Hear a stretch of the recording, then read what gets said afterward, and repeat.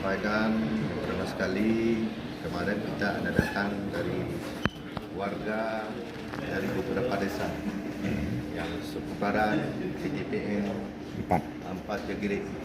Mudah-mudahan hasil pertemuan kemarin ada poin-poin yang disampaikan oleh masyarakat. Alhamdulillah hari ini saya sudah mengagendakan dengan langsung dengan perwakilan dari PTPN. Alhamdulillah sudah mendapat hasil.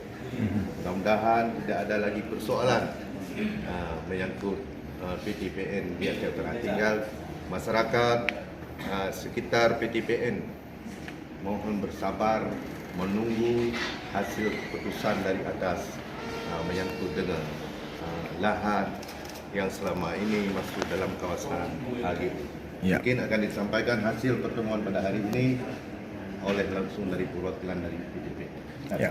Sebentar Pak, masih ada pertanyaan sekali lagi. Ini 2026 ini kan HGU PTPN 4 habis ini.